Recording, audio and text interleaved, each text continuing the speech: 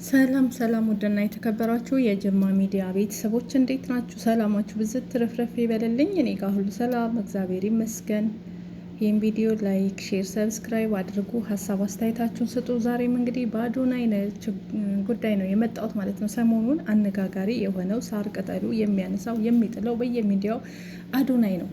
አዶናይ ምንድን የተሳሳተው መልስ ሰጥቷል። ለዛም ሰግጥ ፈምስ በሚለው እንግዲህ መሰገጥ መፈመስ በሚለው ሁሉም በራሱ መልክ እየፈታው ነው ያለ። ሰግጥ ፈምስ ደድብ የሚለው ቃላቶች እንዴት ህዝቡን ደድብ ትላለህ እንደዚህ ትላለህ እያለ ሁሉም የራሱን እየተቸው ነው ያለው። እኔ ግን አሁን በሰጠው መልስ ላይ እስማማለሁ፣ የእሱን አባባል ማለት ነው። ይቅርታ አድርጉልኝና አዶናይ እንዳለው ኢትዮጵያን እኛ ሁላችንም የሚያጠቃን ነገር አለ። ምን ይሉኛል? ይሉንታ፣ የበታችነት፣ ከሰው በታች መሆን፣ ገንዘብ ከሌላችሁ ታፍራላችሁ፣ ከሰዎች ጋር መቀላቀል፣ የሆነ ቦታ ላይ ስትጠሩ ልብስ፣ አለባበስ፣ ሌላው ዝንጥ ብሎ ከሄደ አንቺ ኩስስ ብለሽ መሄድ በጣም ሼም ይዝሻል። እኔ ያልሄድም ይሄን ለብሼ ሰው ምን ይለኛል እንጂ እንደ ሰው እንደ ቤቱ እንጂ እንደ ጎረቤቱ አይኖርም የሚባለው አባባልን እንጂ አልተጠቀምንበትም እንደ ቤታችን ሁነን እና ይሄ ሉንታ የሚባለው ነገር አይምሯችን ላይ አታርቦን እንኳን ሰው ቤት ሂደን ምግብ ብሉ ስንባል እየራበን ሼም ይዞን ይሉንታ የሚባለው እፍረት ነገር ይዞን በልቻለሁ እንላለን። ይሄ ያውን እኛን ይጎዳናል። ጎጂ ባል ነው። ብዙ ታለንት ያላቸው ሰዎች አሉ። በተለያየ ነገር ችሎታ ያላቸው ሰዎች ሚዲያ ላይ መውጣት ካሜራን የሚፈሩ አሉ። ካሜራ ላይ ወጥተው ሀሳባቸውን መግለጽ የማይችሉ አሉ። ችሎታው እያላቸው ጭንቅላታቸው ላይ እና እሱ ሊል የፈለገው እንግዲህ አሁን ባስረዳው መልክ እኔ በተረዳሁት መልክ እነዚህ ነገሮች መተው። እኔ ከሰው በታች ነኝ፣ እኔ ቆንጆ አይደለሁም፣ ድምፄ አያምርም፣ ውበቴ አያምርም፣ ሞዴ እንትን ሼፔ አያምርም፣ ቦርጭ አለኝ፣ እንደዚህ ሆንኩኝ እያል ራሳችንን ከሰው በታች እያደረገን ብዙም እንሸማቀቅ ሰዎች አለ። ይሄን ነገር ጣል አድርገን ቆንጆ አይደለሽም ሲል እውነቱን ነው እንዳለ እኔ ቆንጆ ነኝ፣ ጎበዝ ነኝ፣ ጀግና ነኝ፣ አንበሳ ነኝ፣ እችላለሁ፣ እኔ ከማንም በታች አይደለሁም በላይ እንጂ ብላችሁ ለራሳችሁ ኮንፊደንስ ስጡ። ከዛ በኋላ ትለወጣላችሁ። እኔ ከዚህ በፊት የማደርገው እንደዚህ ነው ብሎ እንግዲህ በዝርዝር አስረድቷል። ቪዲዮን አስገባላችኋለሁ የአዶናይን ማለት ነው። እና እሱ እንግዲህ ያለው ከዚህ አንጻር ነው። ስለዚህ እኔ የአዶናይን ሀሳብ ጋራለሁ። እውነት ነው። እኛ ኢትዮጵያን ችግራችን ይሄ ነው። በጣም ችግር አለብን። ብዙ ጊዜ ሼም የሚባለው ነገር ሁሉን ነገር እፍረት፣ ሁሉን ነገር ነውር እያደረገን እየወሰድን ገደል እንገባለን፣ እንሸማቀቃለን። ስለዚህ እኔ የአዶናይን ሀሳብ ተስማምቻለሁ። እስኪ እናንተም ስሙትና ከዛ ሀሳብ አስተያየታችሁን ስጡ። እስኪ መጀመሪያ አዳምጡት፣ ያስገባላችሁ ቪዲዮን ተከታትለን እስኪ እናንተም ሀሳባችሁን በኮሜንት ስጡ። ትክክል ነው ይሄ ልጅ ያለው ስህተት ነው የሚለውን አብረን እንስማ ማለት ነው። ስግጥ ፍምስ የሚለው አይዲያ ወይም ደግሞ ስም በጣም ብዙ ሰዎች እየተስማሙበት ነው ያለው። በጣም ብዙ ሰዎች ደግሞ አይስማሙበትም። በጣም ኃይለኛ ደጋፊ አለ። ከዚህ ሀሳብ ጋር የማይስማማ ደግሞ በጣም ብዙ ሰው አለ እና እኔ አሁን ይህ ቪዲዮ እየሰራሁት ያለው አንደኛ ነገር ለምትደግፉት ይህ ሀሳብ እወዳችኋለሁ፣ የሁላችንም ሀሳብ ነው። ለማትደግፉት ሰዎች ደግሞ መጀመሪያ በምን ማስረዳት እፈልጋለሁ መሰላችሁ? እድል እንድትሰጡኝ እንድትረዱኝ እፈልጋለሁ። ለምን ስግጥ ፍምስ እንዳልኩኝ ባይገርማችሁ እኔ ከካናዳ ስመጣ በብዙ ችግር አልፌ ነው የመጣሁት። የዲያስፖራ ህይወት በጣም ሙድ ይዞብኝ ተጫውቶብኝ ነው የመጣሁት። በጣም አይናፋር ነበርኩኝ። ዝቅተኝነት፣ የበታችነት የሚሰማኝ ሰው አስደሳች ነበርኩኝ። ትልቅ ደረጃ መድረስ አላምንም ነበረ የዛኔ ማለት ነው። ወደ ኢትዮጵያ ስመጣ እንግዲህ ከእህቴ ጋር ነው ያረፍኩት። ውጭስ ምንጣፏ ላይ ማለት ነው። እሷ አልጋዬ ልስጥህ እባክህ እያለችኝ ግን ምንጣፏ ላይ ነው ያረፍኩት። ለ7 ዓመት ሙሉ ካናዳ ኖሬ እንግዲህ አስቡት ተመልሼ ኢትዮጵያ ላይ የእህቴ ምንጣፍ ላይ ስተኛ ይህ ምን ያህል ዳሜጅ እንዳደረሰብኝ ውስጤ ልገልጽላችሁ አልችልም። እና ቁጭ ብዬ ያሰብኩትና እኔ ለምንድን ነው የምሰቃየውልኝ? ለምንድን ነው ህይወቴ ወደምፈልገው አቅጣጫ የማሄድልኝ? ለምንድን ነው የምፈራው? ለምንድን ነው የማፍረው? ለምንድን ነው የምደበቀው? ለምንድን ነው ወደ ምፈልግበት ደረጃ በቀጥ ብዬ የማልሄደው የሚል ጥያቄ አይምሮ ላይ ሁሌም ጉብ ማለት ጀመረ። ቢካዝ ሁሌም እንዲሳካልኝ እሞክራለሁ፣ እነሳለሁ፣ ግን ወድቃለሁ፣ እፈራለሁ፣ እሸሻለሁ፣ እደበቃለሁ። ገባችሁ አይደለ? እና እነዚህ ሁሉ ጥያቄዎች ራሴን ስጠይቅ ያገኘሁት መልስ ምንድን ነው?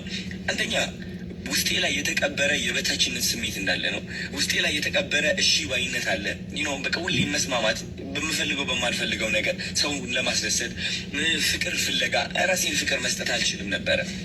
ገባችሁ? ከዛ ደግሞ ምንድን ነው ፈሪ ነበርኩኝ። የምፈራው ደግሞ ማለት ነው ማንን ነው? የሰው አይን ነው።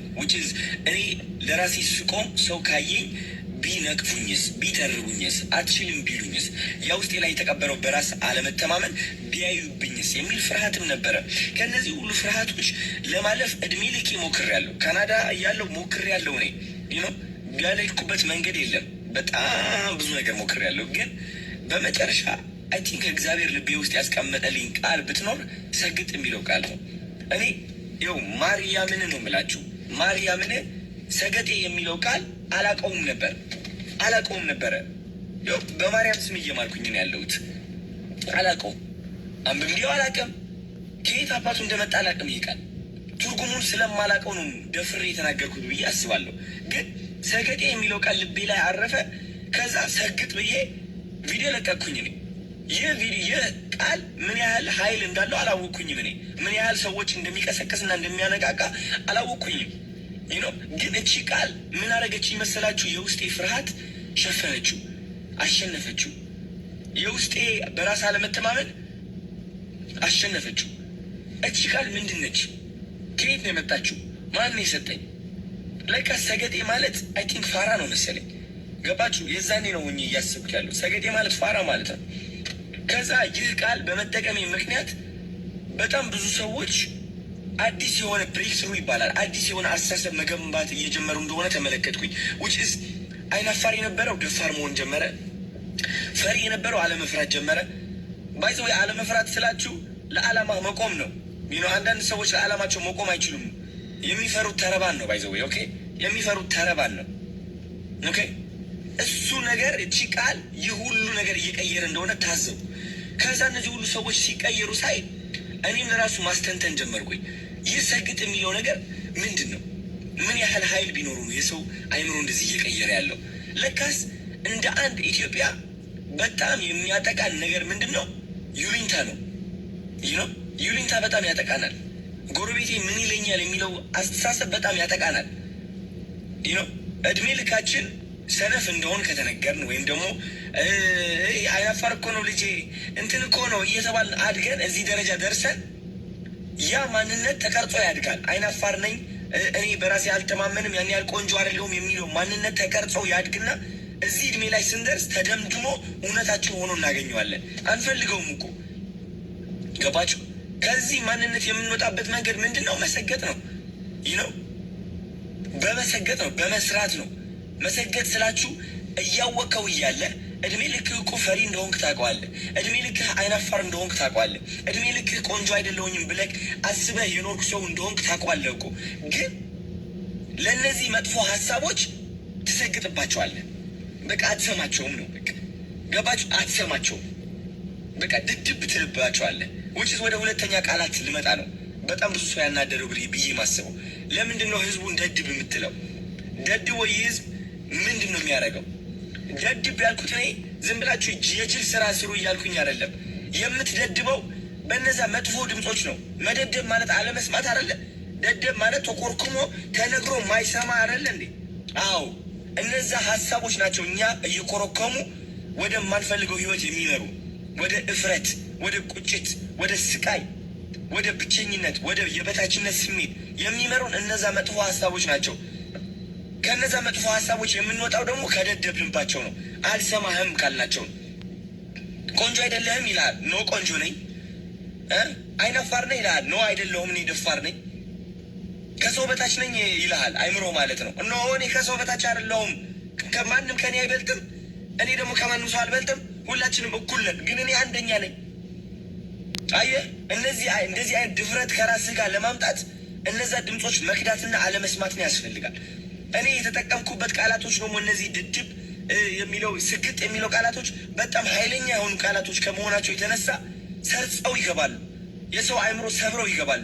እነዛ መጥፎ ሀሳቦችን በኃይለኛው ነው የሚሰብሩት። ለምን ይመስላችኋል ቲክቶከር የበዛው በዚህ ጊዜ? ኢትስ ቢካዝ እነዛ መጥፎ ሀሳቦች እስካሁን እያሰሩት ነበረ። አሁን ግን ከነዛ ሀሳቦች መውጣት ችሏል። አብዛኛው ሰው በራሱ መተማመን ችሏል። ለመጀመሪያ ጊዜ ራሱን ማፍቀር ችሏል። እና እንደዚህ አይነት ነገር ነው መፍጠር የቻልኩት እኔ። ስለዚህ ከዚህ ሀሳብ ጋር የማትስማሙበት መንገድ እኔ ሊታየኝ አልቻለም።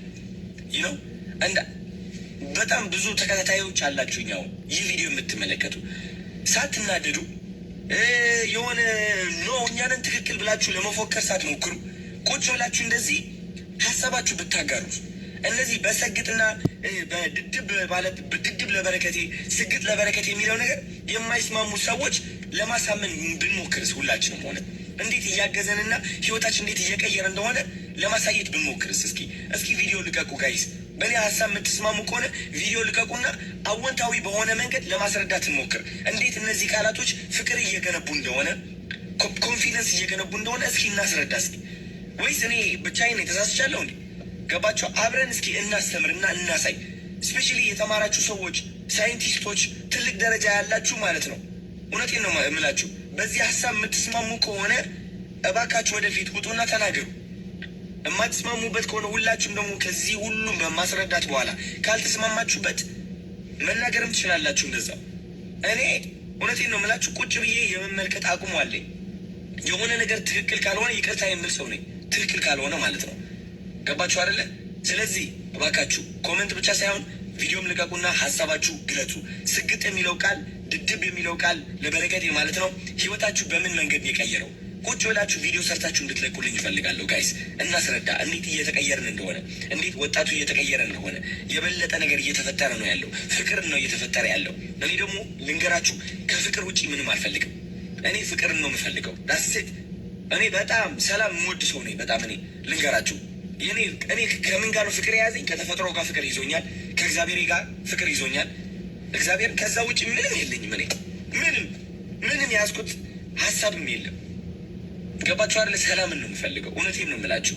እና እናንተም የኔ ተከታታዮች እንደዛ እንድትፈልጉ ነው የምፈልገው። በቃ ለፍቅር እንድትቆሙ፣ ለኮንፊደንሳችሁ እንድትቆሙ፣ ክሪኤቲቪቲ ኢንተርናሽናል እንድንሆን ኢትዮጵያ እንደ ኢትዮጵያ ማለት ነው ይዘን ወደ አፍሪካ፣ ከአፍሪካ ደግሞ ወደ ውጭ ሀገር ታለንትድ የሆኑ ሰዎች እንዲወጡ ነው አላማዬ። ከዚህ ውጭ ምንም የለም። ገባችሁ? እና እግዚአብሔር ይመስገን ሁሉም ነገር እየተቀየረ ነው ያለው። ሀሳባችሁ ስጡበት። ወዳችኋለሁ። ቴንኪዩ። እንግዲህ የአዶናይን መልስ ሰምታችኋል ማለት ነው። እስኪ ምን ተሰማችሁ? በደንብ አዳምጣችሁታል ብዬ አስባለሁ። እኔ ትክክለኛ ነው የሚለውን ነው ሀሳብ ያለኝና እውነቱን ነው። እኛ አንዳንዴ ለራሳችን የምንነግረው ነገር አለ። እኛ ከሰው በታች እንደሆን፣ እኛ እንደዚህ እንደሆን፣ ፈሪ እንደሆን፣ ይሄ ደግሞ በጣም ባህላችን ይጎዳናል ማለት ነው። እና ስለዚህ አዶናይ ትክክል ነው የተናገረው በዚህ ጋር ማለት ነው። እውነት ነው። አንፍራ፣ በቃ ፈጣሪን እንጂ ሌላን ነገር ባንፈራ የእውነት እና ብቻ አላቅም።